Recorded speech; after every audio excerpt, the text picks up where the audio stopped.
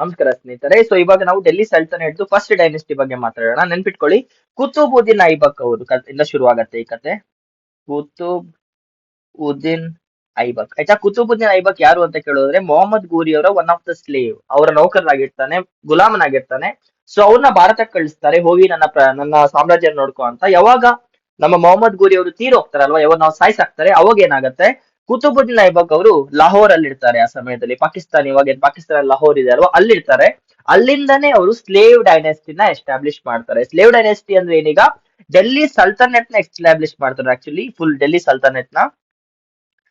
ಸಲ್ತನೆಟ್ establish ಮಾಡಿದಾಗ ಮೊದಲನೇದು ಅದ್ರಲ್ಲಿ ಆಳ್ವಿಕೆ ಮಾಡುವಂತ ಸಾಮ್ರಾಜ್ಯ ಏನಿದೆ ಅದನ್ನ ಸ್ಲೇವ್ ಡೈನೆಸ್ಟಿ ಅಂತ ಕರೀತೇವೆ. ಇದನ್ನ ಎಸ್ಟಾಬ್ಲಿಷ್ ಮಾಡಿದ್ದು ಕುತುಬುದ್ದೀನ್ ಐಬಕ್ ಅವರು. ನೆನ್ಪಿಟ್ಕೊಳ್ಳಿ, ಇನಿಷಿಯಲಿ ಕುತುಬುದ್ದೀನ್ ಐಬಕ್ ಅವರು ಯಾವಾಗ ಡೆಲ್ಲಿ ಸಲ್ತನೆಟ್ ಎಸ್ಟಾಬ್ಲಿಷ್ ಮಾಡ್ತಾರಲ್ವಾ, ಅದರ ಕ್ಯಾಪಿಟಲ್ ಏನಿದೆ ಅದು ಡೆಲ್ಲಿಯಲ್ಲಿ ಇರಲ್ಲ, ಅದು ಲಾಹೋರ್ ಅಲ್ಲಿ ಇರತ್ತೆ. ಯಾಕೆ? ಕುತುಬುದ್ದೀನ್ ಐಬಕ್ ಅವ್ರಿಗೆ ಕೂಡ ರಿಸ್ಕ್ ಇರತ್ತೆ, ಡೆಲ್ಲಿಗೆ ಹೋದ್ರೆ ಸಾಯ್ಸಾಕ್ತಾರೆ ಅನ್ನೋ ಭಯ ಇರೋದ್ರಿಂದ ಲಾಹೋರ್ ಅಲ್ಲಿ ಕುತ್ಕೊಂಡೆ ಅವರು ಆಳ್ವಿಕೆನ ಪ್ರಾರಂಭ ಮಾಡ್ತಾರೆ.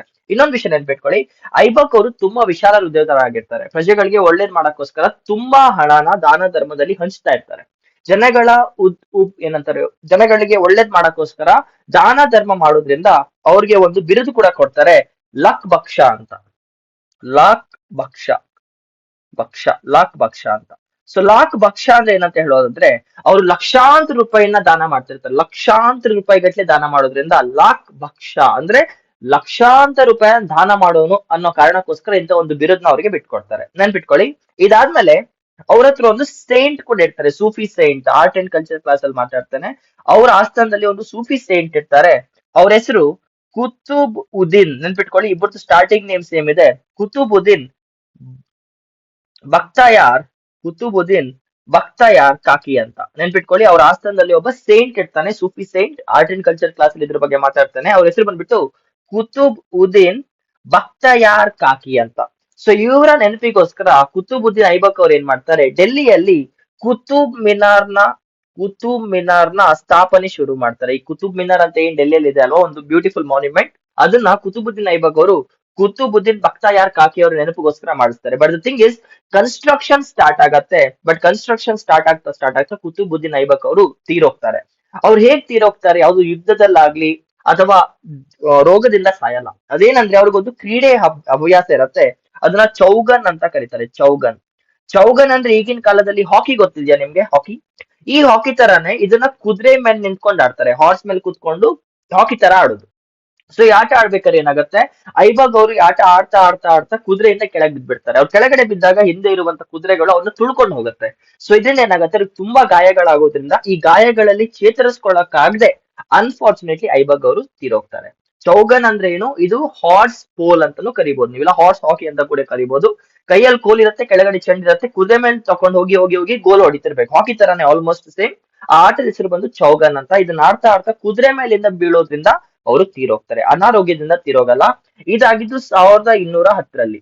ಯಾವಾಗ ಕುತುಬುದ್ದೀನ್ ಐಬಕ್ ಅವ್ರು ತೀರೋಗ್ತಾರಲ್ವಾ, ಅವಾಗ ಏನಾಗತ್ತೆ, ಮತ್ತೆ ಸ್ಟೋರಿಯಲ್ಲಿ ಬ್ಯಾಕ್ ಬರೋಣ. ಮೊಹಮ್ಮದ್ ಗೋರಿ. ಓಕೆ, ಮೊಹಮ್ಮದ್ ಗೋರಿ ಹತ್ರ ಇನ್ನೂ ಇಬ್ರು ಸ್ಲೇವ್ ಇರ್ತಾರೆ, ಇನ್ನೂ ಇಬ್ರು ಗುಲಾಮ್ ಇರ್ತಾರೆ. ಅವ್ರ ಹೆಸರು ಬಂದ್ಬಿಟ್ಟು ಗುರಿ. ಮೊದಲವರ ಹೆಸರು ಗುರಿ ಯಾಲ್ದುಜ್, YALDUZ, ಗುರಿ ಯಾಲ್ದುಜ್ ಅಂತ. ಇನ್ನೊಬ್ರ ಹೆಸರು ಕುಬಾಚಾ, ಕುಬಾಚಾ ಅಂತ.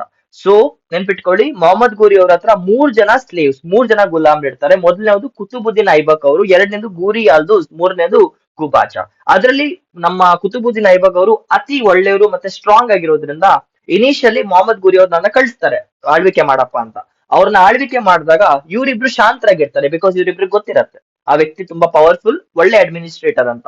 ಯಾವಾಗ ಕುತುಬುದ್ದೀನ್ ಐಬಕ್ ಅವ್ರು ತೀರೋಗ್ತಾರಲ್ವಾ, ಸೊ ಇವರಿಬ್ರು ಯಾಲ್ದೂಸ್ ಮತ್ತೆ ಕುಬಾಚಾ ಒಬ್ರಲ್ಲೊಬ್ರಿ ಹೊಡ್ಕೊಳಕ್ಕೆ ಶುರು ಮಾಡ್ತಾರೆ, ನೆಕ್ಸ್ಟ್ ಯಾರು ಸ್ಲೇವ್ ಡೈನೆಸ್ಟ್ ನ ಆಳ್ವಿಕೆ ಮಾಡ್ಬೇಕಂತ. ಬಟ್ ಈ ಟೈಮಲ್ಲಿ ಏನಾಗತ್ತೆ, ಇನ್ನೊಂದ್ ಹೆಸರು ಹೊರಗ್ ಬರತ್ತೆ, ಅದ್ರ ಹೆಸರು ಇಲ್ತುಮಿಸ್ ಅಂತ. ಇಲ್ತುಮಿಶ್ ಅಥವಾ ಒಂದ್ ನಿಮಿಷ, ಇಲ್ ತುಮಿಶ್ ಅಥವಾ ಇಲ್ತುಮಿಶ್ ಅಂತ ಕರೀತಾರೆ. ಇಲ್ತುಮಿಶ್ ಅವರು, ಇವ್ರು ಏನಾಗಿರ್ತಾರೆ, ಸನ್ ಇನ್ ಲಾ.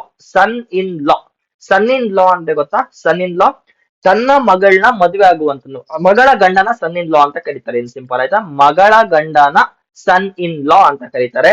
ಸೊ ಮಗಳ ಗಂಡ, ಸೊ ಮೊಹಮ್ಮದ್ ಗೋರಿ ಅವರ ಮಗಳ ಗಂಡನಾದಂತ ಇಲ್ತುಮಿಶ್ ಅವರು ಇವರಿಬ್ಬರನ್ನ ಸೋಲಿಸಿ ಆಳ್ವಿಕೆನ ಮತ್ತೆ ಕಂಟಿನ್ಯೂ ಮಾಡ್ಕೊಳ್ತಾರೆ. ನೆನ್ಪಿಟ್ಕೊಳ್ಳಿ, ಇಲ್ತುಮಿಶ್ ಯಾರು? ಸನ್ ಇನ್ ಲಾ ಆಫ್ ಮೊಹಮ್ಮದ್ ಘೋರಿ. ಸನ್ ಇನ್ ಲಾ ಅಂದ್ರೆ ಏನು? ತನ್ನ ಮಗಳ ಗಂಡನ್ನ ನಾವು ನನ್ನ ಮಗನ ಗಂಡನ್ನ ನಾವು ಸನ್ ಇನ್ ಲಾ ಅಂತ ಕರೀತಾರೆ. ಅಳಿಯ, ಇನ್ ಸಿಂಪಲ್ ಅಳಿಯನ್ನ ಸನ್ ಇನ್ ಲಾ ಅಂತ ಕರೀತಾರೆ. ಸೊ ಇವಾಗ ಏನಾಗ್ತಿದೆ, ಮೊಹಮ್ಮದ್ ಘೋರಿ ಅವರ ಅಳಿಯನಾದಂತ ಇಲ್ತುಮಿಶ್ ಅವರು ಆಳ್ವಿಕೆನ ಕಂಟಿನ್ಯೂ ಮಾಡ್ಕೊಂಡು ಹೋಗ್ತಾರೆ. ಅವ್ರು ಯಾರನ್ನ ಸೋಲಿಸ್ತಾರೆ? ಯಾಲ್ದೂಸ್ ಮತ್ತೆ ಕುಬಾಚ ಇಬ್ಬರನ್ನು ಸೋರಿಸ್ಕೊಂಡು ನಮ್ಮ ಇಲ್ತುಮಿಶ್ ಅವರು ಆಳ್ವಿಕೆನ ಕಂಟಿನ್ಯೂ ಮಾಡ್ಕೊಂಡು ಹೋಗ್ತಾರೆ. ಯಾರಾದ್ಮೇಲೆ? ಕುತುಬುದ್ದೀನ್ ಐಬಕ್ ಆದ್ಮೇಲೆ. ಸೊ ಇಲ್ತುಮಿಶ್ ಅವರ ಆಳ್ವಿಕೆ ಬಗ್ಗೆ ನೋಡೋಣ ಒಂದ್ ನಿಮಿಷ. ಇಲ್ತುಮಿಶ್, ಇದನ್ನ ಪ್ರೊನೌನ್ಸ್ ಮಾಡೋದು ಸ್ವಲ್ಪ ಕಷ್ಟನೇ. ಸೊ ಇದೇ ಇದರ ಸ್ಪೆಲ್ಲಿಂಗ್, ಆಯ್ತಾ?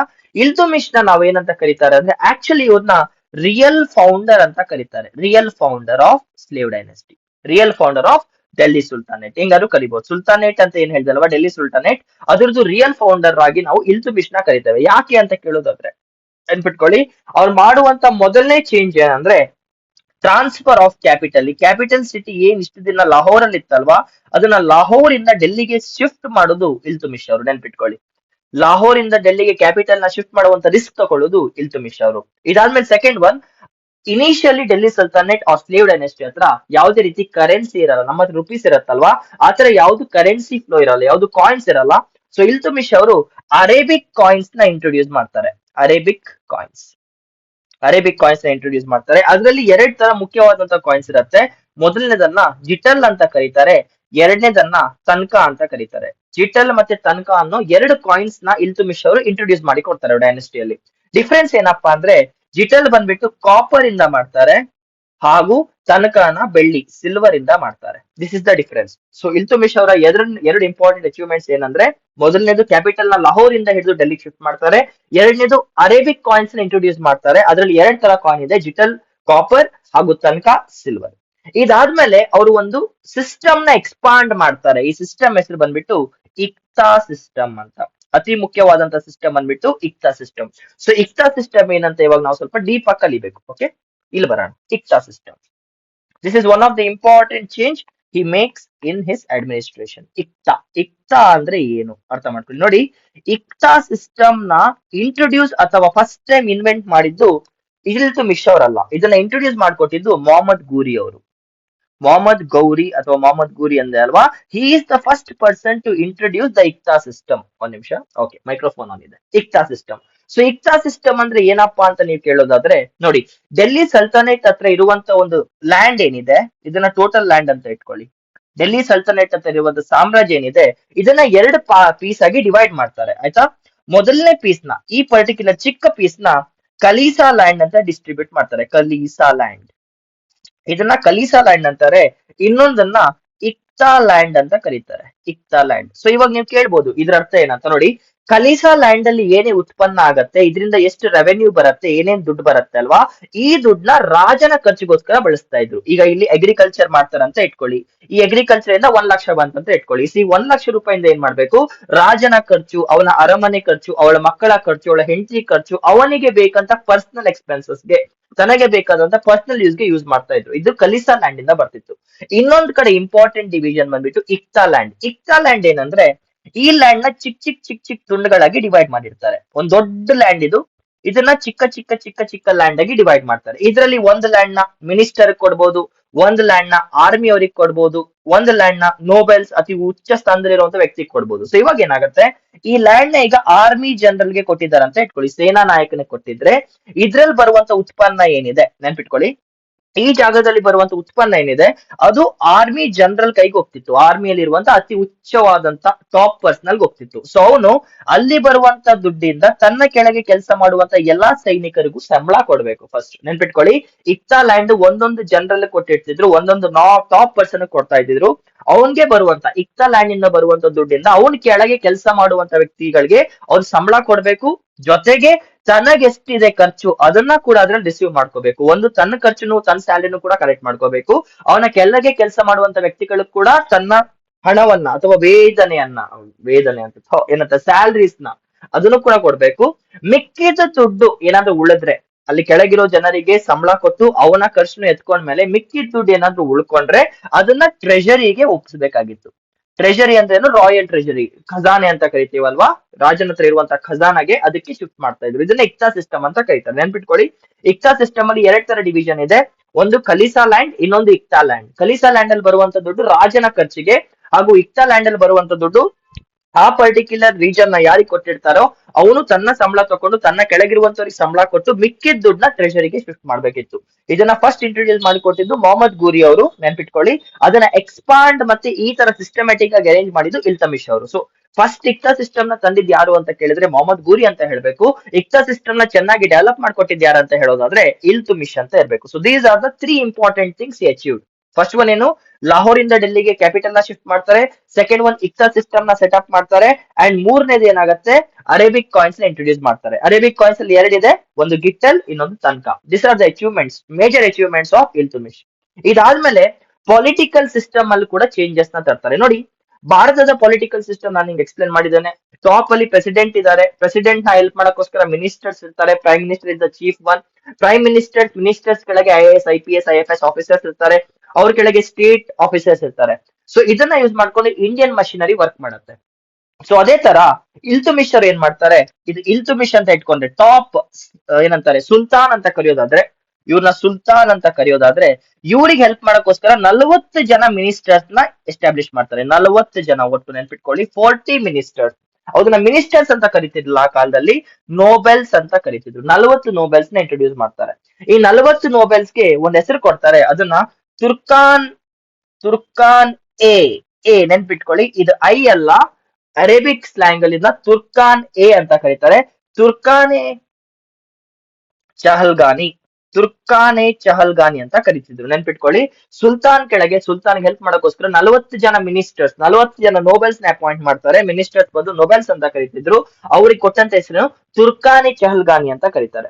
To assist the sultan in political affairs. ಒಬ್ಬ ಮಿನಿಸ್ಟರ್ ಆರ್ಮಿ ನೋಡ್ಕೊಳ್ಬಹುದು, ಒಬ್ಬ ಟ್ಯಾಕ್ಸ್ ನ ನೋಡ್ಕೋಬಹುದು, ಒಬ್ಬ ಲಾ ಅಂಡ್ ಆರ್ಡರ್ ನ ನೋಡ್ಕೋಬಹುದು. ಈ ತರ ಸಿಸ್ಟಮ್ ನ ಎಸ್ಟಾಬ್ಲಿಷ್ ಮಾಡಿ ಅವರು ಒಂದು ಪೊಲಿಟಿಕಲ್ ಸಿಸ್ಟಮ್ ಗೆ ನಾಂದಿ ಹಾಡ್ತಾರೆ ಇಲ್ತುಮಿಶ್ ಅವರು. 40 ಜನ ಇರ್ತಾರೆ, ನೆನ್ಪಿಟ್ಕೊಳ್ಳಿ. ತುರ್ಕಾನಿ ಚಹಲ್ಗಾನಿ ಅಂತ ಕರೀತಾರೆ. ಇದಾದ್ಮೇಲೆ ಏನಾಗುತ್ತೆ, ಒಂದು ಟೈಮ್ ಅಲ್ಲಿ ಇಲ್ತುಮಿಶ್ ಅವರಿಗೆ ಅನಾರೋಗ್ಯ ಕಾಣಕ್ ಶುರು ಆಗತ್ತೆ. ಇದಾದ್ಮೇಲೆ ಅವ್ರಿಗೆ ಗೊತ್ತಾಗತ್ತೆ, ಇನ್ನು ನನಗೆ ಉಳಿಗಾಲ ಇಲ್ಲ. ಒಂದ್ ನಿಮಿಷ ಫ್ರೆಂಡ್ಸ್, ಎಲ್ಲೋ ಹೊಡ್ಕೊಳ್ತಿದೆ ಡ್ರಿಂಕ್. ಎಸ್.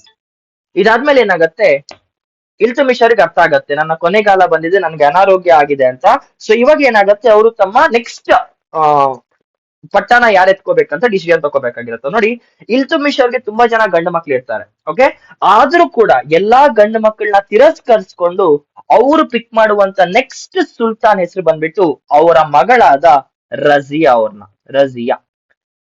ಅವ್ರನ್ನ ಪಿಕ್ ಮಾಡ್ತಾರೆ. ನೆನ್ಪಿಟ್ಕೊಳ್ಳಿ, ಗಂಡು ಮಕ್ಳು ಇರ್ತಾರೆ ಈ ಸುಲ್ತಾನ್ಗೆ, ಐ ಮೀನ್ ಇಲ್ತುಮಿಶ್ ಅವ್ರಿಗೆ. ಬಟ್ ಅವ್ರು ಪಿಕ್ ಮಾಡುವಂತ ನೆಕ್ಸ್ಟ್ ಯುವರಾಣಿ ಅಥವಾ ಸುಲ್ತಾನ್, ರಾಣಿ, ಮಹಾರಾಣಿ ಅವರವರು ರಜಿಯಾ ಅವರ ಮಗಳಾಗಿರ್ತಾರೆ. ಯಾವಾಗ ರಜಿಯಾನ ಅವರು ಎಕ್ಸೆಪ್ಟ್ ಮಾಡ್ತಾರಲ್ವಾ, ಯಾವಾಗ ರಜಿಯಾ ಹೆಸರನ್ನ ಹೇಳ್ತಾರಲ್ವಾ, ಇದರಿಂದ ಈ 40 ಜನ ನೋಬೆಲ್ಸ್ ಕೂಡ ಡಿಸಪಾಯಿಂಟ್ ಆಗ್ತಾರೆ. ಇವರಿಗೆ ಉರಿ ಶುರುವಾಗತ್ತೆ. ಹೆಣ್ಣು ಮಗುನ ಹೇಗೆ ನಮ್ಮೇಲಿಟ್ಟ ಗುರು ಅನ್ನೋ ತರ ಒಂಥರ ಆ ಕಾಲದಲ್ಲಿ ಇದ್ದಂತ ವ್ಯೂಸ್ ಅಲ್ಲಿ ಅವ್ರಿಗೆ ಯಾರಿಗೂ ಇಷ್ಟ ಆಗಲ್ಲ. ಅಂಡ್ ಜೊತೆಗೆ ಒಳಗೆ ಕುತಂತ್ರಗಳು ನಡೆಯುತ್ತೆ, ತುಂಬಾ ಅಪೋಸಿಷನ್ ನಡೆಯುತ್ತೆ. ಇದರಿಂದ ಏನಾಗುತ್ತೆ, ಇನಿಷಿಯಲಿ ಅವ್ರ ಮಗನ್ನ ಇನಿಷಿಯಲಿ ಸುಲ್ತಾನ್ ಅಂತ ಡಿಕ್ಲೇರ್ ಮಾಡ್ಬಿಡ್ತಾರೆ. ಬಟ್ ಏನಾಗತ್ತೆ, ಜನರಿಗೆ ಈ ವಿಷಯ ಗೊತ್ತಿರತ್ತೆ, ಏನು, ತಮ್ಮ ರಾಜ ಸುಲ್ತಾನ್ ಅವರು ರಜಿಯಾ ಅವ್ರನ್ನ ಮಹಾರಾಣಿಯಾಗಿ ಅಥವಾ ಸುಲ್ತಾನಾಗಿ ಅನೌನ್ಸ್ ಮಾಡಿದ್ರು.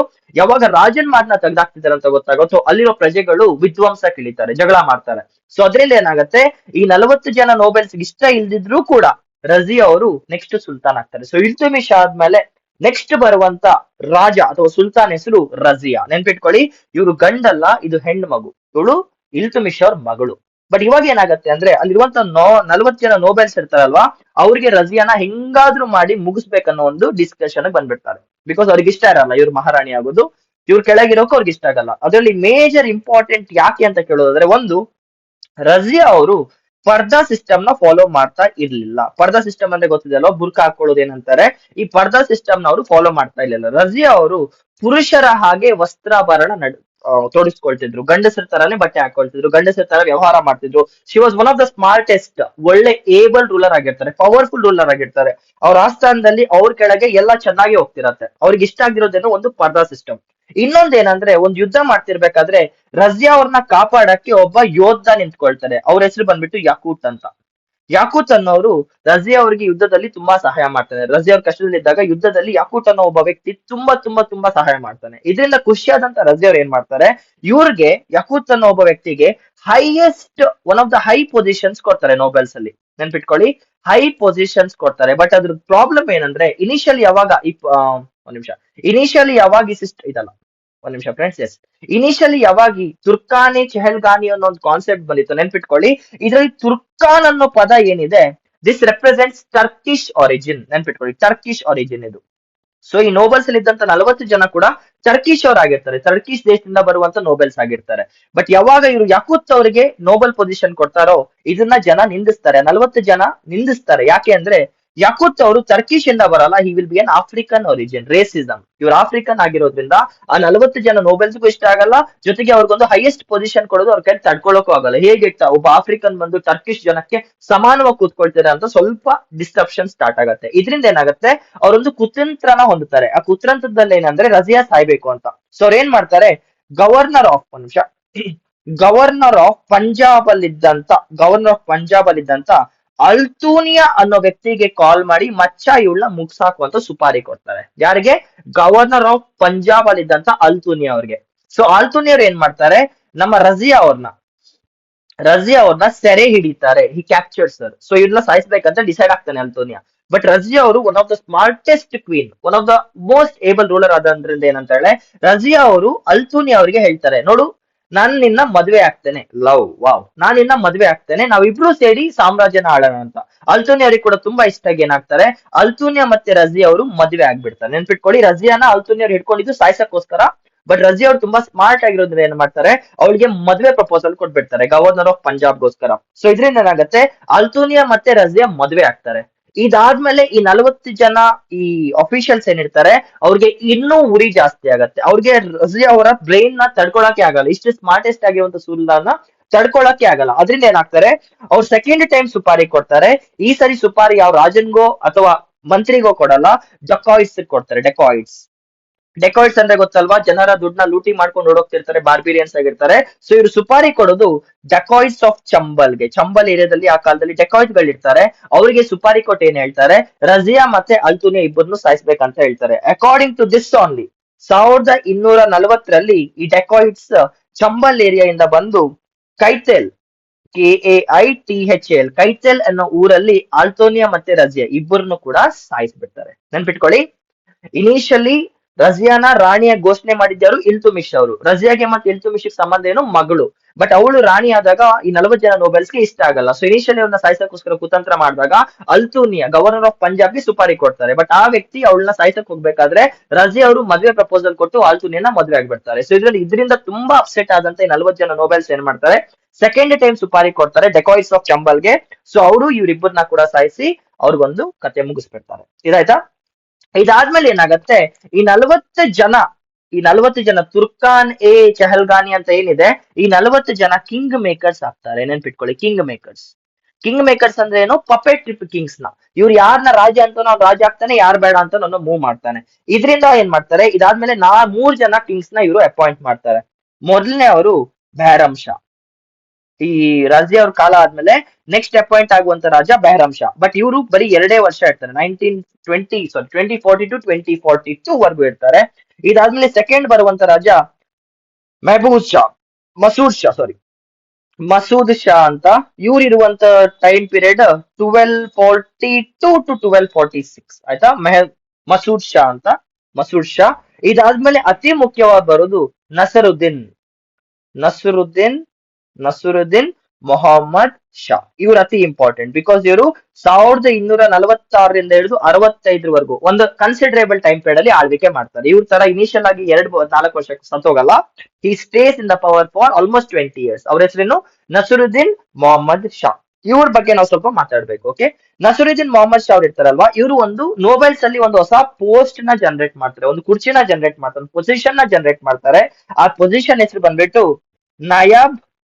ಯಾರು, ನಸರುದ್ದೀನ್ ಶಾ ಅವರು. ಆಯ್ತಾ, ನಸರುದ್ದೀನ್ ಶಾ ಅವರು ಈ ನೋಬೆಲ್ಸ್ ಅಲ್ಲಿ ಒಂದು ಇನ್ನೊಂದು ಪೊಸಿಷನ್ ನ ಕ್ರಿಯೇಟ್ ಮಾಡ್ತಾರೆ. ಅದೇನಂದ್ರೆ ನಯಾಬ್ ಎ ಮಮಲ್ಕತ್. ಒಂದ್ ನಿಮಿಷ, ಎಸ್, ನಯಾಬ್ ಎ ಮಮಲ್ಕತ್ ಅಂತ. ನಯಾಬ್ ಎ ಮಮಲ್ಕತ್ ಇನ್ ಸಿಂಪಲ್ ವರ್ಡ್ಸ್ ನಮ್ ಭಾಷೆಯಲ್ಲಿ ಹೇಳೋದಾದ್ರೆ ಡೆಪ್ಯೂಟಿ ಸುಲ್ತಾನ್. ಡೆಪ್ಯೂಟಿ ಸುಲ್ತಾನ್ ಅಂದ್ರೆ ಗೊತ್ತಲ್ವಾ, ಸುಲ್ತಾನ್ ಹೋದ್ಮೇಲೆ ಈಗ ಡೆಪ್ಯೂಟಿ ಸಿಎಂ ಅಂದ್ರೇನು, ಇನ್ ಕೇಸ್ ಸಿಎಂ ಅವ್ರಿಗೆ ಏನಾದ್ರು ಆದ್ರೆ ಈ ಡೆಪ್ಯೂಟಿ ಸಿಎಂ ಬಂದ್ಬಿಟ್ಟು ಸಿಎಂ ಪೊಸಿಷನ್ ನ ಅಕ್ವೈರ್ ಮಾಡ್ತಾರೆ, ನೆಕ್ಸ್ಟ್ ರೂಲರ್ ಅನ್ನೋ ತರ. ಸೊ ಏನಾಗ್ತಿದೆ ಈಗ, ನಸರುದ್ದೀನ್ ಮೊಹಮ್ಮದ್ ಶಾ ಅವರು ನಯಾಬೆ ಮಮಲ್ಕತ್ ಅನ್ನೋ ಒಂದು ಪೊಸಿಷನ್ ನ ಕ್ರಿಯೇಟ್ ಮಾಡ್ತಾ ಇದ್ದಾರೆ.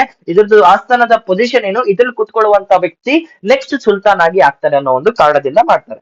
ಅಂಡ್ ಆ ತರ ಈ ಕುರ್ಚಿಯಲ್ಲಿ ಕೂತ್ಕೊಳ್ಳುವಂತ ಅವನ ಹೆಸರು ಬಂದ್ಬಿಟ್ಟು ಗಿಯಾಸ್ ಗಿಯಾಸ್ ಉದ್ದೀನ್ ಗಿಯಾಸ್ ಉದ್ದೀನ್ ಬಲ್ಬನ್. ನೆನ್ಪಿಟ್ಕೊಳ್ಳಿ, ಹೆಸರುಗಳು ಸ್ವಲ್ಪ ಕಷ್ಟ, ಬಿಕಾಸ್ ಇದೆಲ್ಲ ಟರ್ಕಿಶ್ ನೇಮ್ಸ್, ಇದು ಅರೇಬಿಕ್ ಟಚ್ ಇರೋದ್ರಿಂದ ಹೆಸರುಗಳನ್ನ ನೆನ್ಪಿಟ್ಕೊಳ್ಳೋದು ಕಷ್ಟ.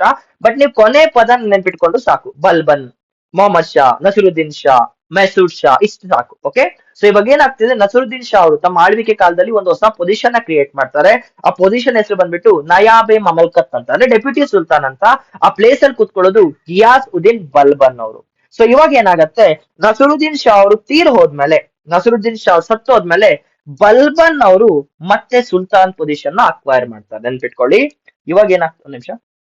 ಎಸ್, ಇವಾಗ ಏನಾಗತ್ತೆ, ನಸರುದ್ದೀನ್ ಶಾ ಅವ್ರು ತೀರೋದ್ಮೇಲೆ Balban comes into power. Balban and Balban ಅವರು 1265ರಿಂದ ಹಿಡಿದು 1286ರವರೆಗೆ ಆಳ್ವಿಕೆ ನಡೆಸ್ತಾರೆ.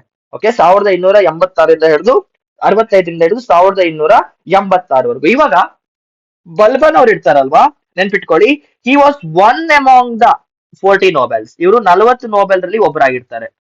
Is one among the 40 nobles. ಅದು ಯಾವ ನೋಬೆಲ್, ತುರ್ಕಾನೆ ಚಹಲ್ಗಾನಿ ಅಂತ ಹೇಳಿದೆ ಅಲ್ವಾ, ಅದ್ರಲ್ಲಿ ಇವ್ರು ಕೂಡ ಒಬ್ಬರಾಗಿರ್ತಾರೆ. ನೆನ್ಪಿಟ್ಕೊಳ್ಳಿ, was one of the strongest Nobel. So ಅವರಿಗೆ ಗೊತ್ತಿರತ್ತೆ, ಅವ್ರಿಗೆ ಚೆನ್ನಾಗಿ ಗೊತ್ತಿರತ್ತೆ. ನೋಡು, ಈ 40 ಜನ ಏನಿದ್ದಾರೆ ಕುತಂತ್ರ ಹೊಂದಿ, ಇವ್ರು ಕುತಂತ್ರ ಹೊಂದಿ ಒಂದಲ್ಲ ಒಂದಿನ ನನ್ನನ್ನು ಕೂಡ ಮುಗಿಸ್ಬಿಡ್ತಾರೆ ಅಂತ ಅವ್ರಿಗೆ ಗೊತ್ತಿರತ್ತೆ. ಬಿಕಾಸ್ ಅವರು ಕೂಡ ಅದೇ ಕುರ್ಚಿಯಿಂದ ಎದ್ದು ಈಗ ಸುಲ್ತಾನ್ ಆಗಿರೋರಲ್ವಾ. ಸೊ ಅದಕ್ಕೋಸ್ಕರ ಅವ್ರು ಫಸ್ಟ್ ಏನ್ ಮಾಡ್ತಾರೆ ಅಂದ್ರೆ, ಈ ತುರ್ಕಾನೆ ಚಹಲ್ಗಾನಿ ಅಂತ ಏನ್ ಪೊಸಿಷನ್ ಇತ್ತಲ್ವಾ, ಇದನ್ನ ಕ್ಯಾನ್ಸಲ್ ಮಾಡ್ಬಿಡ್ತಾರೆ. ಈ ತುರ್ಕಾನ್ ಎ ಚಹಲ್ಗಾನಿ 40 ಜನ ನೋಬೆಲ್ಸ್ ಕಾನ್ಸೆಪ್ಟ್ ಏನಿತ್ತು, ಅವ್ರನ್ನ ಕ್ಯಾನ್ಸಲ್ ಮಾಡಿ ಅವ್ರನ್ನ ಕಳಿಸ್ಬಿಡ್ತಾರೆ. ಡಿಸ್ಪ್ಯಾಂಟಲ್ ಮಾಡಿ ಪುಡಿ ಪುಡಿ ಪುಡಿ ಪುಡಿ ಮಾಡಿ ಕಳಿಸ್ಬಿಡ್ತಾರೆ. ಈ ಸ್ಕ್ರಾಂಬಲ್ಸ್ ಇನ್ಮೇಲೆ ಈ ಪೊಸಿಷನ್ಸ್ ಇಲ್ಲ ಅಂತ ಅವರು ಅನೌನ್ಸ್ ಮಾಡಿ ಆ 40 ಜನಕ್ಕೆ ಕೆಲಸ ಇಲ್ದಿದ್ದಂಗ್ ಮಾಡ್ತಾರೆ. ಆ ಪೊಸಿಷನ್ ಡಿಸ್ಟ್ರಾಯ್ ಮಾಡ್ತಾರೆ. ಯಾಕೆ ಡಿಸ್ಟ್ರಾಯ್ ಮಾಡ್ತಿದ್ದಾರೆ, ಬಿಕಾಸ್ ನೆನ್ಪಿಟ್ಕೊಳ್ಳಿ, ಈ 40 ಜನ ಕಿಂಗ್ ಮೇಕರ್ಸ್ ಆಗಿರೋದ್ರಿಂದ ನೆಕ್ಸ್ಟ್ ಬಲ್ಬನ್ ನ ಕೂಡ ಸಾಯಿಸಿ ಬೇರೆಯವ್ರನ್ನ ಕೂರ್ಸ್ಬೋದು. ಆ ರಿಸ್ಕ್ ತಗೊಳಕ್ ಇಷ್ಟ ಇಲ್ಲದೆ ತುರ್ಕಾನಿ ಚಹಲ್ಗಾನಿ ಅನ್ನೋ ಒಂದು ಕಾನ್ಸೆಪ್ಟ್ ಏನಿದೆ ಅದಕ್ಕೆ ಅವರು ನಾಂದಿ ಹಾಡ್ಬಿಡ್ತಾರೆ, ಮುಗಿಸ್ಬಿಡ್ತಾರೆ. ಇದಾದ್ಮೇಲೆ ಬಲ್ಬನ್ ಅವ್ರು ಏನ್ ಮಾಡ್ತಾರೆ, ಈ ಡೆಲ್ಲಿ ಸಲ್ತಾನೇಟ್ ಅಲ್ಲಿ ಸುಲ್ತಾನೆ ಅತಿ ಮುಖ್ಯವಾದಂತ ವ್ಯಕ್ತಿ ಅಂತ ಜನರಿಗೆ ತೋರ್ಸಕ್ಕೋಸ್ಕರ, ನೆನ್ಪಿಟ್ಕೊಳ್ಳಿ, ಡೆಲ್ಲಿ ಸಲ್ತಾನೇಟ್ ಕಾನ್ಸೆಪ್ಟ್ ಅಲ್ಲಿ ಈ ಸುಲ್ತಾನ್ ಪೊಸಿಷನ್ ಕೂತ್ಕೊಳ್ತಾರಲ್ವಾ, ಯಾರಪ್ಪ ಇದು, ಸಾರಿ, ಈ ಸುಲ್ತಾನ್ ಪೊಸಿಷನ್ ಅಲ್ಲಿ ಕೂತ್ಕೊಳ್ತಾರಲ್ವಾ, ಅವರೇ ಗ್ರೇಟ್ ಅಂತ ಹೇಳಕ್ಕೋಸ್ಕರ 2 ತರ ಕಾನ್ಸೆಪ್ಟ್ ನ ಇರಾನ್ ನಿಂದ ತಗೊಬರ್ತಾರೆ. 2 ಇಂಪಾರ್ಟೆಂಟ್ ಕಾನ್ಸೆಪ್ಟ್ಸ್ ಫ್ರಮ್ ಇರಾನ್. ಅದರಲ್ಲಿ ಮೊದಲನೇದ್ ಬಂದ್ಬಿಟ್ಟು ಸಜ್ದಾ. 2 ಕಾನ್ಸೆಪ್ಟ್ ನ, ಇರಾನ್ ಅಲ್ಲಿ ಇರುವಂತ ಕಾನ್ಸೆಪ್ಟ್ ನ ತಂದು ಇಲ್ಲಿ ಇಡ್ತಾರೆ. ಮೊದಲನೇದ್ ಬಂದ್ಬಿಟ್ಟು ಸಜ್ದಾ ಅಂತ. ಸಜ್ದಾ ಅಂದ್ರೆ ಏನಂದ್ರೆ, ನಿಮ್ ಮುಂದೆ ಒಬ್ರು ನಿಂತ್ಕೊಂಡಾಗ ಇದು ನೀವಂತ ಅನ್ಕೊಂಡ್ರೆ ಇನ್ನೊಬ್ರು ಬಂದು ನಿಮ್ ಕಣ್ಣಲ್ಲಿ ಕಣ್ಣಿಡೋ ಹಾಗಿಲ್ಲ, ನಿಮ್ ಕೆಳಗ್ ಬಂದು ಅವರು ತಲೆ ಬಾಗ್ಬೇಕು. ನೀವು ಜೋಧ ಅಕ್ಬರ್ ಮೂವಿ ನೋಡಿದ್ರೆ ಜಹಂಪನ ಅಂತ ಬಂದು ತಲೆ ತೆಗಿಸ್ತಾರಲ್ಲ, ಅಕ್ಬರ್ ಬಿರ್ಬಲ್ ಕಥೆಗಳನ್ನ ನೋಡಿದಾಗ್ಲೂ ಕೂಡ ತಲೆ ತೆಗಿಸ್ಕೊಂಡ್ ಮಾತಾಡ್ತಾರೆ ಗೊತ್ತಾ, ಇದನ್ನ ಸಜ್ದಾ ಅಂತ ಕರೀತಾರೆ. ನಿಮ್ ಮುಂದೆ ಬಂದು ತಲೆ ಬಗ್ಸಿ ಮಾತಾಡೋದು, ಕಣ್ಣಲ್ಲಿ ಕಣ್ಣಿಟ್ಟು ಮಾತಾಡೋ ಹಾಗಿಲ್ಲ. ಈ ಒಂದು ಕಾನ್ಸೆಪ್ಟ್ ನ ಕೂಡ ಬಲ್ಬನ್ ಅವ್ರು ತಂದು ತಮ್ಮ ಕೋರ್ಟ್ ಅಲ್ಲಿ ಇಂಟ್ರೊಡ್ಯೂಸ್ ಮಾಡ್ತಾರೆ. ಇದಾದ್ಮೇಲೆ 2ನೇ ಕಾನ್ಸೆಪ್ಟ್ ತಂದಿರ್ತಾರೆ, ದಟ್ ಈಸ್ ಪೈಬೋಸ್. ಪೈಬೋಸ್ ಪೈಬೋಸ್ ಅಂದ್ರೆ ಏನು, ಅಲ್ಲಿರುವಂತ ಪ್ರತಿಯೊಬ್ಬ ಕೂಡ ರಾಜನ ಕಾಲಿಗೆ ಬಂದು ಮುತ್ ಕೊಟ್ಟು ಹೋಗುವಂತದ್ದು. ಬಾದ್ಶಾ ಫಿಲ್ಮ್ ಅಲ್ಲಿ ಕೈಗೆ ಮುತ್ ಕೊಡ್ತಾರಲ್ವಾ, ಇಲ್ಲೇನಾಗ್ತಿದೆ, ಅವ್ರು ಬಂದು ಕಾಲಿಗೆ ಮುತ್ ಕೊಟ್ಟು ಹೋಗ್ತಾರೆ. ಇದೆರಡು ಮಾಡಿದಾಗ ಏನಾಗತ್ತೆ, ರಾಜ ಅತಿ ಮುಖ್ಯವಾದಂತ ವ್ಯಕ್ತಿ ಅನ್ನೋದು ಗೊತ್ತಾಗತ್ತೆ. ಒಂದು ರಾಜನ ಮುಂದೆ ತಲೆ ಬಗ್ಗೆ ನಮಸ್ಕಾರ ಮಾಡೋದು, ಅದನ್ನ ಸಜ್ದಾ ಅಂತ ಕರೀತಾರೆ. ಇನ್ನೊಂದು ರಾಜ ಕೂತ್ಮೇಲೆ ಪ್ರತಿಯೊಬ್ಬರು ಬಂದು ಅವ್ರ ಕಾಲಿಗೆ ಮುತ್ ಕೊಟ್ಟು ಹೋಗ್ಬೇಕು, ಇದನ್ನ ಪೈಬೋಸ್ ಅಂತ ಕರೀತಾರೆ. ಇದನ್ನ ಮಾಡೋದ್ರಿಂದ ಏನಾಗತ್ತೆ, ರಾಜ ಒಬ್ಬ ಉಚ್ಚವಾದಂತ ವ್ಯಕ್ತಿ, ಪವರ್ಫುಲ್ ಆದಂತ ವ್ಯಕ್ತಿ, ಸುಲ್ತಾನ್ ಅತಿ ಮುಖ್ಯವಾದಂತ ವ್ಯಕ್ತಿ ಅಂತ ಜನರಿಗೆ ಗೊತ್ತಾಗ್ತಾ ಹೋಗುತ್ತೆ. ಜೊತೆಗೆ ಅವ್ರು ಇನ್ನೊಂದು ಕಾನ್ಸೆಪ್ಟ್ ನ ಕೂಡ ತಗೊಬರ್ತಾರೆ, ದಟ್ ಈಸ್ ಜಿಲ್ ಎ ಇಲಾಹಿ. ಜಿಲ್ ಎ ಇಲಾಹಿ ಅನ್ನೋದು, ಜಿಲ್ ಎ ಇಲಾಹಿ ಅಂದ್ರೆ ರಾಜ ಏನಿದ್ದಾರೆ ಅವರು ದೇವರ ನೆರಳು, shadow of the god concept ಇದು. Shadow of the god, shadow of the god ಅಂದ್ರೆ ರಾಜ ದೇವರ ನೆರಳು, ರಾಜನೇ ದೇವರಿದ್ದಂಗೆ ಅನ್ನೋ ಕಾನ್ಸೆಪ್ಟ್ ನ ಕೂಡ ಪ್ರೊಪೋಗೇಟ್ ಮಾಡಕ್ ಶುರು ಮಾಡ್ತಾರೆ. ಇದೆಲ್ಲ ಯಾಕೆ ಮಾಡ್ತಿದ್ದಾರೆ, ಜನರು ರಾಜನ ಮಾತನ್ನ ಕೇಳ್ಬೇಕು, ರಾಜನೇ ಅತಿ ಮುಖ್ಯವಾದಂತ ವ್ಯಕ್ತಿ. ಒಂದ್ ನಿಮಿಷ. ಎಸ್, ರಾಜನೇ ಅತಿ ಮುಖ್ಯವಾದಂತ ವ್ಯಕ್ತಿ ಅಂತ ಹಾಕೊಳ್ಳೋಕೋಸ್ಕರ ಇಂಥದ್ನೆಲ್ಲ ಕಾನ್ಸೆಪ್ಟ್ ನ ಇಂಟ್ರೊಡ್ಯೂಸ್ ಮಾಡ್ತಾರೆ. ಯಾರು ಮಾಡ್ತಿರೋದನ್ನ ಬಲ್ಬನ್. ಯಾಕೆ ಮಾಡ್ತಾ ಇದ್ದಾರೆ, ಬಿಕಾಸ್ ಇನಿಷಿಯಲಿ ಏನಾಗ್ತಿದೆ, 40 ಜನ ನೋಬೆಲ್ಸ್ ರಾಜರನ್ನ ಪದೇ ಪದೇ ಸಾಯಿಸೋದು ತೆಗೆಯೋದು ಮಾಡೋದ್ರಿಂದ ಜನರಿಗೆ ರಾಜನ ಮೇಲೆ ಅಷ್ಟು ಭಯ ಭಕ್ತಿ ಇರಲ್ಲ. ಅದಕ್ಕೋಸ್ಕರ ಅವ್ರು 2 ಕಾನ್ಸೆಪ್ಟ್ ತಗೊಬರ್ತಾರೆ. ಮೊದಲನೇದು ಜಿಲ್ ಎ ಇಲಾಹಿ. ಇದ್ರ ಕಾನ್ಸೆಪ್ಟ್ ಏನು, ರಾಜ ದೇವರಿಗೆ ಸಮ ಅಥವಾ ರಾಜ ದೇವರ ನೆರಳಿದ್ದಂಗೆ, ರಾಜನಿಗೂ ದೇವರೇ ಕಳ್ಸಿರುವಂತ ತರ ಪ್ರೊಪೋಗೇಟ್ ಮಾಡ್ಕೊಳ್ತಾರೆ. ಇದಾದ್ಮೇಲೆ ತಮ್ಮ ಕೋರ್ಟ್ ಅಲ್ಲಿ 2 ಸಿಸ್ಟಮ್ ನ ಇಂಟ್ರೊಡ್ಯೂಸ್ ಮಾಡ್ತಾರೆ. ಮೊದಲನೇದು ಸಜ್ದಾ. ರಾಜನ ಮುಂದೆ ಬಂದು ತಲೆ ಬಗ್ಸಿ ಜಹಾಂಪನ ಜಹಾಂಪನ ಅಂತ ಹೇಳ್ತಿರ್ಬೇಕು. ಎರಡನೇದು ಪೈಬೋಸ್, ರಾಜ ಕೂತ್ಮೇಲೆ ಅಲ್ಲಿರುವಂತ ಪ್ರತಿಯೊಬ್ಬ ವ್ಯಕ್ತಿ ಬಂದು ರಾಜನ ಕಾಲಿಗೆ ಮುಚ್ಕೊಟ್ಟು ಹೋಗ್ಬೇಕಾಗತ್ತೆ. ಸೊ ಇದೆಲ್ಲ ಮಾಡ್ಬೇಕಾದ್ರೆ ನಿಮ್ಗೆ ಏನ್ ಅನ್ಸುತ್ತೆ, ಓ ರಾಜನಿಗೆ ಸಿಕ್ಕಾಪಟ್ಟೆ ಪವರ್ ಇದೆ, ರಾಜ ನಮ್ ತರ ಸಾಮಾನ್ಯ ಪ್ರಜೆ ಅಲ್ಲ, ಅವ್ರು ದೇವರಿಗೆ ಸಮ, ಯಾಕಂದ್ರೆ ದೇವ್ರ ಮುಂದೆ ಮಾತ್ರ ತಲೆ ಬಗ್ಸೋದು. ಅದೇ ತರ ರಾಜನ ಮುಂದೆ ಒಬ್ಬ ತಲೆ ಬಗ್ಸಿದಾಗ ಏನಾಗುತ್ತೆ, ನಾನೇ ರಾಜ ನಾನೇ ದೇವ್ರು ಅನ್ನೋ ಕಾನ್ಸೆಪ್ಟ್ ಪ್ರೊಪೋಗೇಟ್ ಆಗತ್ತೆ. ಇದರಿಂದ ಸುಲ್ತಾನ್ ಅವರ ಡೆಸ್ಟಿನೇಷನ್ ಏನಿದೆ, ಪೊಸಿಷನ್ ಏನಿದೆ, ಇದು ಉಚ್ಚವಾಗ್ತಾ ಹೊರಟೋಗತ್ತೆ. ಮುಂದೆ ನೀವು ಮುಘಲ್ಸ್ ಟೈಮ್ ಅಲ್ಲಿ ಕೂಡ ನೋಡ್ತೀರಾ. ಅಂಡ್ ನೆನ್ಪಿಟ್ಕೊಳ್ಳಿ, ಸಜ್ದಾ ಸಿಸ್ಟಮ್ ಅಲ್ಲಿ ಇನ್ ಕೇಸ್ ನೀವು ರಾಜನ್ ಕಣ್ಣಲ್ಲಿ ಕಣ್ಣಿಟ್ ನೋಡಿ ತಲೆ ಬಗ್ದೇ ಇದ್ರೆ, ಐ ಆಮ್ ರಿಪೀಟಿಂಗ್ ಅಗೇನ್, ಸಜ್ದಾ ಸಿಸ್ಟಮ್ ಅಲ್ಲಿ ನೀವು ರಾಜನ್ ಕಣ್ಣಲ್ಲಿ ಕಣ್ಣಿಟ್ಕೊಂಡು ಗುರ್ರಾಯಿಸ್ಕೊಂಡು ಬಗ್ದೇ ಇದ್ರೆ ನಿಮ್ಮನ್ನ ಅಲ್ಲೇ ಸಾಯಿಸ್ಬಿಡ್ತಾರೆ. Execution was one of the most cruelest thing you can see in Mughals. ಯಾರನ್ನ ಬೇಕಾದ್ರು, I mean in the Delhi sultanate, Mughals ಅಲ್ಲ ಡೆಲ್ಲಿ ಸುಲ್ತಾನೇಟ್ ಅಲ್ಲಿ ಯಾರನ್ನ ಎಲ್ ಬೇಕೋ ಹೆಂಗ್ ಬೇಕಾದ್ರೂ ಸಾಯಿಸಬಹುದು. ಈ ಮೆಡಿವಲ್ ಪೀರಿಯಡ್ ಅನ್ನೋ ಪದ ಇದೆ ಅಲ್ವಾ, ಮೆಡಿವಲ್ ಅಂದ್ರೇನೆ in across the history of world, medieval time period ಅಲ್ಲಿ ಶಿಕ್ಷೆಗಳು ತುಂಬಾ ಕ್ರೂರವಾಗಿರ್ತಿತ್ತು. ಅದ್ರಲ್ಲಿ ಒನ್ ಇಸ್ ಬಿಹೆಡಿಂಗ್, ತಲೆ ಕಡ್ದಾಕೋದು, ಸಾಯಿಸಾಕೋದು. ಸೊ ಸಜ್ಜಿದಾನ ಮಾಡ್ಲೇಬೇಕು, ಪೈಬೋಸ್ ಕೂಡ ಮಾಡ್ಲೇಬೇಕು. ಮಾಡ್ಲಿಲ್ಲ ಅಂದ್ರೆ ಏನಾಗುತ್ತೆ, ಎಕ್ಸಿಕ್ಯೂಟ್, ಸಾಯಿಸ್ಬಿಡ್ತಾರೆ. ಸೊ ಅದಕ್ಕೋಸ್ಕರ ಏನಾಗ್ತಿತ್ತು, ಜನ ಹೆದರ್ಕೊಂಡು ಅವ್ರ ಕೆಳಗೆ ತಲೆ ಬಗ್ಗಿಸ್ತಾ ಇದ್ರು. ಸೊ ಇದರಿಂದ ರಾಜನ ಪೊಸಿಷನ್ ಅಥವಾ ಸುಲ್ತಾನ್ನ ಪೊಸಿಷನ್ ತುಂಬಾ ಮೇಲೆ ಹೊರಟೋಗುತ್ತೆ. ಆಯ್ತಾ, ಇದನ್ನ ನೆನ್ಪಿಟ್ಕೊಳ್ಳಿ. ಇದಾದ್ಮೇಲೆ ಹೇಳ್ದೆ ಅಲ್ವಾ, ತುರ್ಕಾನಿ ಜಹಾಂಗಾಲಿನ ಅವರು ತೆಗೆದ್ ಬಿಸಾಕ್ತಾರೆ. ಯಾಕೆ, ಅವ್ರಿಗೆ ಗೊತ್ತಿರತ್ತೆ ಈ ತುರ್ಕಾನಿಯೇ ಜಹಲ್ಗಾನಿ ಅವ್ರನ್ನ ಇಟ್ಕೊಬಿಟ್ರೆ ನೆಕ್ಸ್ಟ್ ನನ್ನ ಕೂಡ ಸಾಯಿಸಿ ಇನ್ನೊಬ್ಬರನ್ನ ಕೂಡ್ಸ್ತಾರ ಅನ್ನೋ ಕಾನ್ಸೆಪ್ಟ್ ಗೋಸ್ಕರ ತೆಗೆದ್ ಬಿಸಾಕ್ತಾರೆ. ಅಂಡ್ ಇನ್ನೊಂದ್ ನೆನ್ಪಿಟ್ಕೊಳ್ಳಿ, ಬಲ್ಬನ್ ಅವರು ಆಳ್ವಿಕೆ ಮಾಡುವಂತ ಸಮಯದಲ್ಲಿ ಏನಾಗ್ತಿತ್ತು, ರಾಜ್ಪುತ್ಸ್, ಮೇವಾತಿ ರಾಜ್ಪುತ್ಸ್ ಅವರು ಇವ್ರ ಆಸ್ಥಾನಗಳ ಮೇಲೆ ಅಟ್ಯಾಕ್ ಮಾಡ್ತಾ ಇರ್ತಾರೆ. ಈ ರಾಜ್ಪುತ್ಸ್ ಗೆ ಒಂದು ಸ್ಟ್ರಾಟಜಿ ಇರುತ್ತೆ, ಅದೇನಂದ್ರೆ they are very good in guerrilla warfare. ಈ ಕಾಡಲ್ಲಿ ಫೈಟ್ ಮಾಡೋದು, ಗುಡ್ಡಗಳಲ್ಲಿ ಫೈಟ್ ಮಾಡೋದು, ಫೇಸ್ ಟು ಫೇಸ್ ಫೈಟ್ ಮಾಡೋದ್ರಲ್ಲಿ ರಾಜ್ಪುತ್ ನ ಹೊಡೆಯಕ್ಕಾಗಲ್ಲ. ಅವರು ತುಂಬಾ ವೀರರಾದಂತ ಕ್ಯಾಸ್ಟ್ ಗೆ ಬರ್ತಾರೆ, ವೀರರಾದಂತ ಗುಂಪು ಇದು. ಸೊ ಅದಕ್ಕೋಸ್ಕರ ಏನ್ ಮಾಡ್ತಾರೆ, ಬಲ್ಬನ್ ಅವರು ಡೆಲ್ಲಿ ಸುತ್ತ ಇರುವಂತ ಕಾಡಿರತ್ತೆ, ಡೆಲ್ಲಿ ಸುತ್ತ ಏನಾಗುತ್ತೆ, ಕಾಡಿರತ್ತೆ. ಸೊ ಈ ಕಾಡಲ್ಲಿ ಬಂದಾಗ ಯಾರು ಎಲ್ಲಿ ಬರ್ತಾರೆ ಅಂತ ಗೊತ್ತಾಗಲ್ಲ. ಸೊ ಬಲ್ಬನ್ ಅವ್ರು ಏನ್ ಮಾಡ್ತಾರೆ, ಈ ಕಂಪ್ಲೀಟ್ ಕಾಡ್ನ ಕಡ್ದು ಬಿಸಾಕಕ್ ಹೇಳ್ತಾರೆ. ಯಾಕೆ, ನಿಮ್ ಸುತ್ತ ಇರುವಂತ ಜಾಗ ಖಾಲಿ ಇದ್ರೆ ಯಾರು ಯುದ್ಧ ಮಾಡಕ್ ಬಂದಾಗ ಗೊತ್ತಾಗ್ತಿತ್ತು. ಸೊ ಮೇವಾತಿ ರಾಜ್ಪೂತ್ ನ ಫೇಸ್ ಮಾಡಕ್ಕೋಸ್ಕರ ಏನ್ ಮಾಡ್ತಿದ್ದಾರೆ ಈಗ ರಾಜ, ಆಸ್ಥಾನದ ಸುತ್ತಮುತ್ತ ಇರುವಂತ ಕಾಡ್ನ ಕಡ್ದಿಡಕ್ಕೋಸ್ಕರ ಪ್ಲಾನ್ ಮಾಡ್ತಾರೆ. ಯಾಕೆ, ಬಿಕಾಸ್ ಮೇವಾತಿ ರಾಜ್ಪೂತ್ ಆಗ್ಲಿ ಯಾವುದೇ ಶತ್ರುಗಳಾಗಿ ನಮ್ಮಲ್ಲಿ ದಂಡೆತ್ ಬಂದಾಗ ಸಿದ್ಧರಾಗಿರೋಣ ಅನ್ನೋ ಕಾನ್ಸೆಪ್ಟ್ ಗೋಸ್ಕರ. ಇದಲ್ದೆ ಅವ್ರ ಆರ್ಮಿ ಕೂಡ, ಸೇನೆಗೆ ಕೂಡ ಅತಿ ಮುಖ್ಯವಾದಂತ ಪ್ರಯಾರಿಟಿ ಕೊಡ್ತಾರೆ. ಒಂದ್ ನಿಮಿಷ, ದಿವಾನ್ ಎ ಅರಿಸ್ ದಿವಾನ್ ಎ ಅರಿಸ್ ಅನ್ನೋ ಮಿಲಿಟರಿ ಕೂಡ ಕ್ರಿಯೇಟ್ ಮಾಡ್ತಾರೆ. This is the name of the military. ಇಲ್ಲಿ separate, for the first time separate military department, ಮಿಲಿಟರಿಗೋಸ್ಕರ ಒಂದು ಡಿಪಾರ್ಟ್ಮೆಂಟ್ ನ ಕ್ರಿಯೇಟ್ ಮಾಡ್ತಾರೆ. ಮಿಲಿಟರಿ ಡಿಪಾರ್ಟ್ಮೆಂಟ್ ಯಾರು, ಬಲ್ಗನ್ ಅವರು. ಇದ್ರ ಹೆಸರೇನು, ದಿವಾನ್ ಎ ಅರಿಸ್. ಈ ತರ ಇದುವರೆಗೂ ಸುಲ್ತಾನೇಟ್ ಅಲ್ಲಿ ಎಲ್ಲೂ ಆಗಿರ್ಲಿಲ್ಲ. ಒಂದು ಆರ್ಮಿಗೋಸ್ಕರನೇ ಸಪರೇಟ್ ಡಿಪಾರ್ಟ್ಮೆಂಟ್. ಯಾಕೆ ಇದನ್ನ ಮಾಡ್ತಾ ಇದಾರೆ, ಮಾಯಾವತಿ ರಾಜ್ಪೂತ್ ಅವ್ರು ಅಟ್ಯಾಕ್ ಮಾಡ್ತಿರೋದ್ರಿಂದ, ಜೊತೆಗೆ ತಮ್ಮ ರಾಜ್ಯನ ಸುರಕ್ಷಿತವಾಗಿ ಇಟ್ಕೊಳ್ಳಕ್ಕೆ, ಒಂದು ದೊಡ್ಡ ಸಾಮ್ರಾಜ್ಯನ ಉಳಿಸ್ಕೋಬೇಕಂದ್ರೆ ನಿಮ್ಮ ಹತ್ರ ಒಂದು ಸ್ಟ್ರಾಂಗ್ ಆರ್ಮಿ, ನೇವಿ ಮತ್ತೆ ಏರ್ ಫೋರ್ಸ್ ಇರಬೇಕು. ಅದೇ ತರ ಒಂದು ಸಪರೇಟ್ ಡಿಪಾರ್ಟ್ಮೆಂಟ್ ಕೂಡ ಇರಬೇಕು. ಆ ಡಿಪಾರ್ಟ್ಮೆಂಟ್ ಗೆ ಬಲ್ಬನ್ ಅವ್ರು ಕೊಡುವಂತ ಹೆಸರೇನು, ದಿವಾನ್ ಎ ಅರಿಸ್. ನೆನ್ಪಿಟ್ಕೊಳ್ಳಿ.